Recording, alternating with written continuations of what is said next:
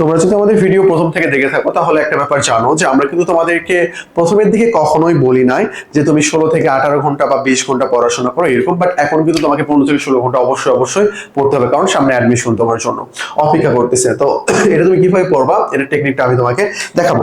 প্রথমত তোমার যেটা জানতে হবে, চলো প্রথমত যেটা তোমার জানতে হবে, আচ্ছা টাইমার অন হয়ে গেছে, দেখছো পড়ার রুটিনের জায়গায় টাইমার চলে আসতেছে, ব্যাপারটা জোস কিন্তু। ওকে, তোমার প্রথমত যে কাজটা করতে হবে সেটা কি, সেটা হইলো খুব দ্রুত ঘুমাতে যেতে হবে, দ্রুত ঘুমাতে যেতে হবে। তুমি যদি 10:30 থেকে, আমাদের জেনারেশন আমরা যেটা, আমাদের একটু ঘুমাতে কঠিন হয়ে যায়, 10:30 থেকে 11টা এর মধ্যে তুমি যদি ঘুমাতে যেতে পারো এবং তুমি যদি ফজরের আগে উঠে ফজরের নামাজ পড়ে দেন পড়াশোনা স্টার্ট করতে পারো, ওই সময় থেকে আমি ধরলাম 5টা বা 6টা থেকে তুমি 10টা পর্যন্ত যে পড়াটা পড়বা না 4 ঘন্টায়, রাতে তুমি 8 ঘন্টায় পড়া কমপ্লিট করতে পারবা না, বুঝতে পারছো? ওই 4 ঘন্টা তোমার লাইফের বেস্ট একটা টাইম, বেস্ট একটা টাইম, বুঝতে পারছো? এই 4 ঘন্টা তুমি কাজে লাগাবো। 6টা থেকে 10টা ডিরেক্ট পড়াশোনা, 10টার দিকে ফ্রেশ হওয়া, গোসল গোসল করবা, খাওয়া দাওয়া করে আবার পড়াশোনা করো, নাহলে ফ্রেশ হয়ে খাওয়া দাওয়া করে আবার পড়বা, একবার দুপুরে যে গোসল করবা, এরকম করে। তাহলে তোমার কি করতে হবে, তুমি যত দ্রুত ঘুমাতে যেতে পারবা তুমি তত ভালো পড়াশোনা করতে পারবা। কি হইলো, 6টা থেকে 10টা পর্যন্ত ডিরেক্ট পড়াশোনা করলো, আর দিন কিন্তু এখন অনেক ছোট, অনেক ছোট। 8টা মানে কিন্তু বিশাল রাত, এখন 8টা মানে কিন্তু এখন বিশাল রাত, দিন ছোট রাত এখন কিন্তু গভীর, বুঝতে পারছো?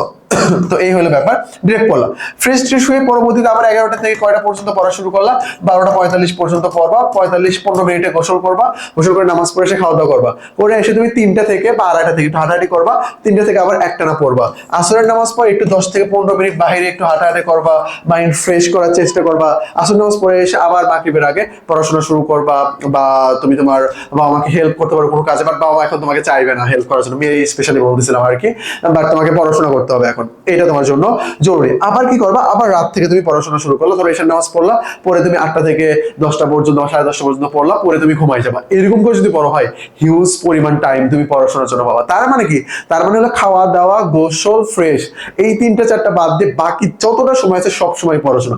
আর এটা মেনটেন করতে চাইলে ভাই বা তোমাকে অবশ্যই খুব দ্রুত ঘুমাতে হবে। আর বলতে পারো যে ভাই আমি তো পড়তেছি বাট দ্রুত ঘুমাতে পারতেছি না, ভাই তুমি যেটা পড়তেছো না ঠিক আছে, তুমি 16 ঘন্টা পড়তেছো, বাট তুমি কিন্তু ওই যে পড়াটা তোমার খুব দ্রুত হয়ে যাচ্ছে, ধরো তুমি রাত্রে যে পড়াটা পড়তেছো তোমার 2 ঘন্টা লাগতেছে, তুমি সকালবেলা ভোরে দেখবো ওটা তোমার 1.5 ঘন্টা বা 1 ঘন্টার মধ্যে হয়ে যাচ্ছে, এটা সত্য কথা ভাই, ওই সময় পড়াটা মাথার মধ্যে ভালো ঢোকে, এই হলো ব্যাপার। আর পড়ার সময় ফোন হাতে নেওয়া যাবে না, এখন তো তোমার ক্লাসও নাই, ফোন হাতে নেওয়া পুরো পাপ, ডিরেক্ট পড়াশোনা করবা, কোনো নিউজের জন্য গ্রুপে অ্যাড হয়ে থাকবা, সেখানে নিউজ দেখবা, রিলস মানে চেক করাই যাবে না, রিলসের কাছে যাওয়াই যাবে না। 50 থেকে 55 মিনিট পড়ার পর 5 মিনিট করে ব্রেক নেবা, ব্রেক নিয়ে ফোন হাতে নেবা না, তাহলে ওই পরের 5 মিনিটটা তোমার জন্য 50 মিনিট হয়ে যাবে রিলস দেখতে দেখতে। তুমি কি করো, 5 মিনিট হাঁটা করবা বা চিন্তা করো, আচ্ছা আমি কি পড়লাম, এরকম করে তুমি চিন্তা করে করে পড়বা। নতুন পড়া শুরু করার আগে অবশ্যই পুরাতন পড়া তোমাকে কি করতে হবে, রিভিশন দিতে হবে। ওকে, এগুলো করলে আমাদের হয়ে যাচ্ছে। এই যে আমাদের জিকে পিডিএফ আছে 40 পেজের, এই নাম্বারে নক দিলে পেয়ে যাবা, যা চ্যানেলটা সাবস্ক্রাইব করো তাহলে হয়ে যাবে। এখানে এটা একটা স্ক্রিনশট দেওয়া হবে, স্ক্রিনশট দিলে টাইম ক্যাজুয়ালটা তুমি মিলাই দিতে পারো, বাট এটা আসলে তোমার নিজের মতো করে মিলাই নিতে হবে, তুমি কখনোই কারো রুটিন ফলো করতে পারবে না, বুঝতে পারছো? ওকে, আমাদের ক্র্যাশ কোর্স এক্সাম ব্যাচ রয়েছে, তারপর আরইউ ক্র্যাশ, বিউপি ক্র্যাশ সবগুলোর আছে, তোমার যেটা প্রয়োজন সেখানে তুমি ভর্তি হয়ে যেতে পারো। আমি তোমাকে একটা কথা বলি, অ্যাডভাইস দিই, এটা আমাদের কোচিং এর জন্য না, সেটা হলো যে তুমি কি করবা, যে কোনো একটা এক্সাম ব্যাচে ভর্তি হয়ে যাবে, এক্সাম ব্যাচে তোমার জন্য মোস্ট ইম্পর্টেন্ট, তুমি যে পড়াশোনা করছো না কতটা স্ট্রং হয়ে আছে, কতটা পড়ছো, কতটা মনে আছে, এগুলোর জন্য এক্সাম ব্যাচে তোমার জন্য মোস্ট ইম্পর্টেন্ট, তো এক্সাম ব্যাচে অ্যাড হয়ে যাবে, বুঝতে পারছো?